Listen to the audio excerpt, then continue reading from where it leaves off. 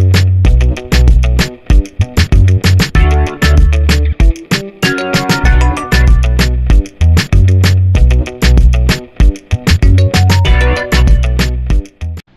the Slade-Wilson portion of plot this week,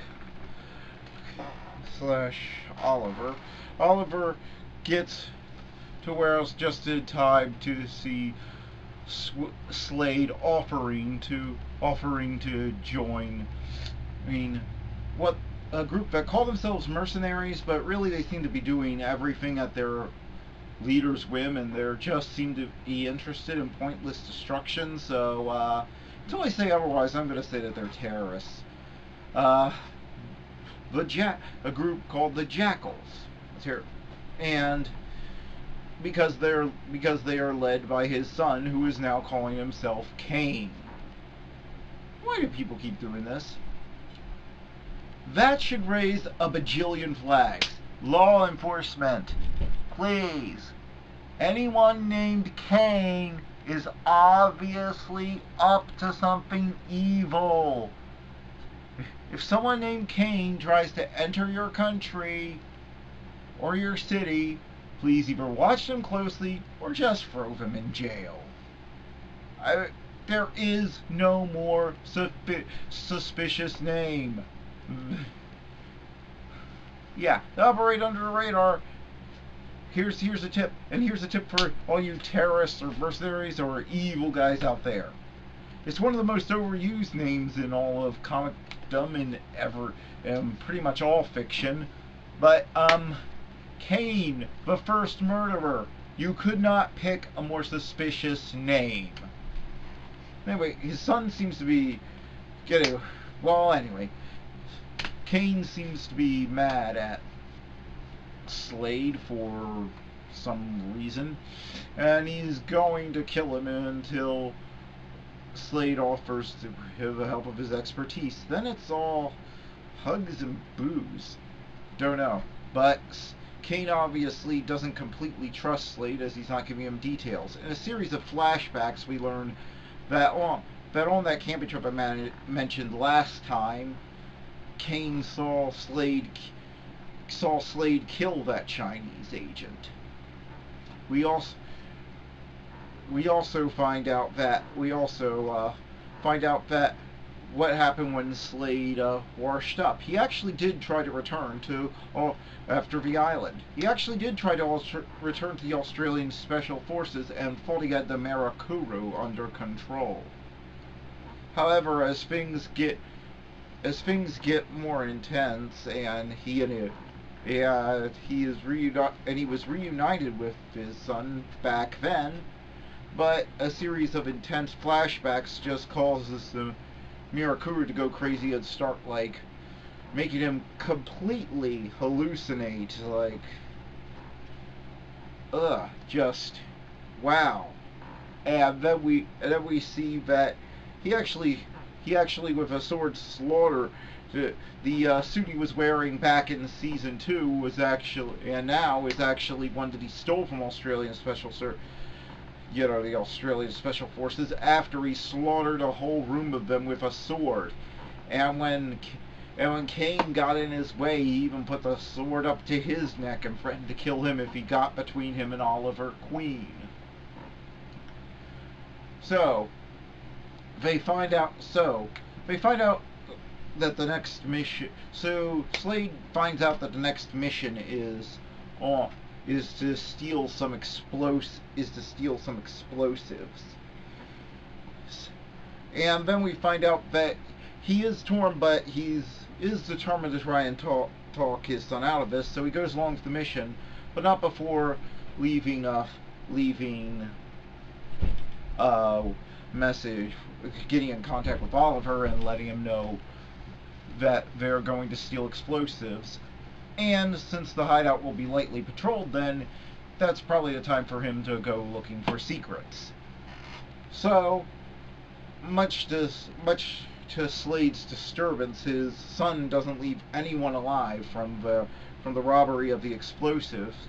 And while Oliver's mission was to scramble the detonator for for the explosives, which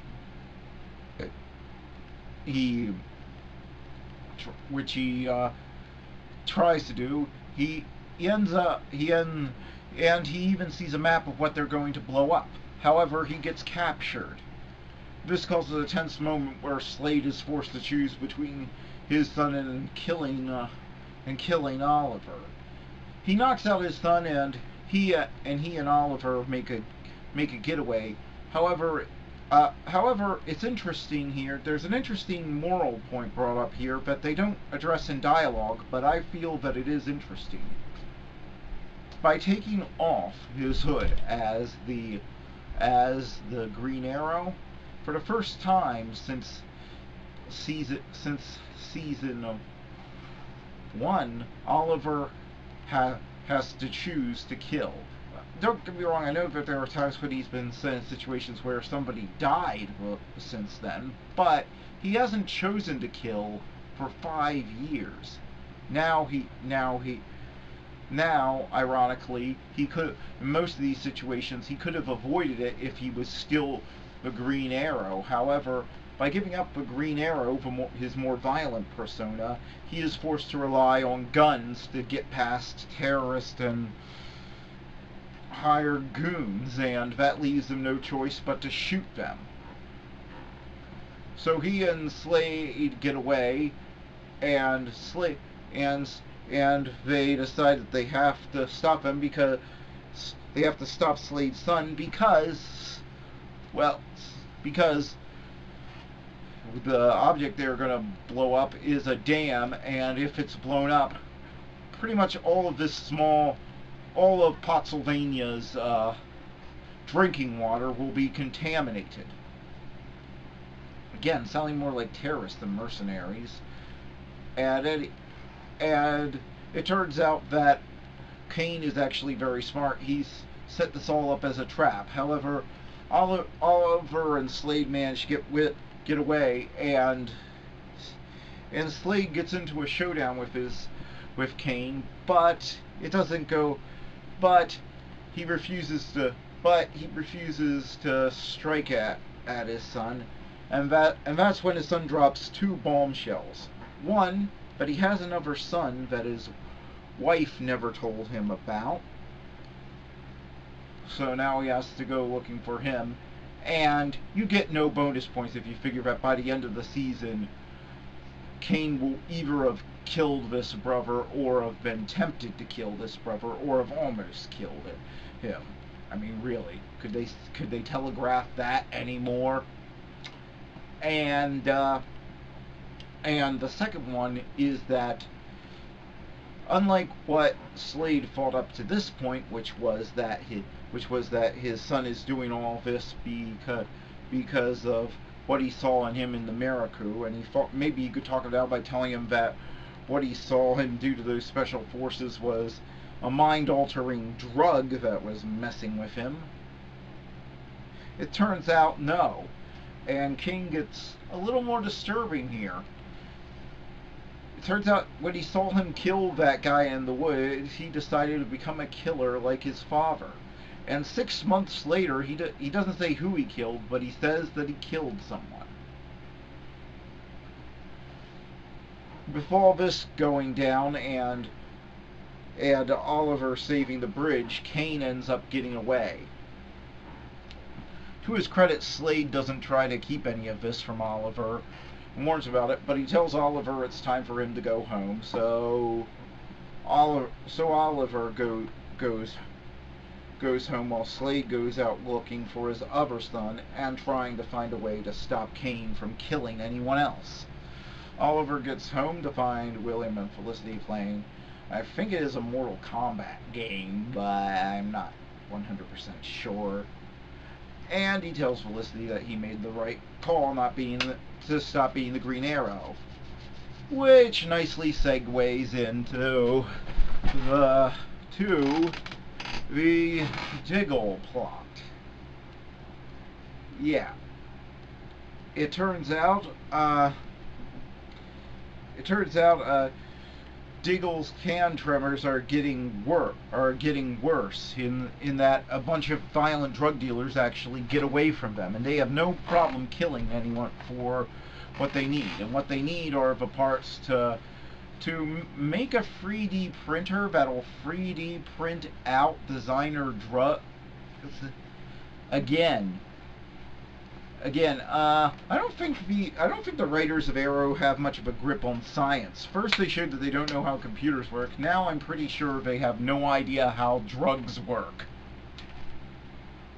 3D printers just mold plastic. They're not I know, I know clickbaity headlines love to compare them to Star Trek's replicators, but they're not. They don't create stuff from thin air.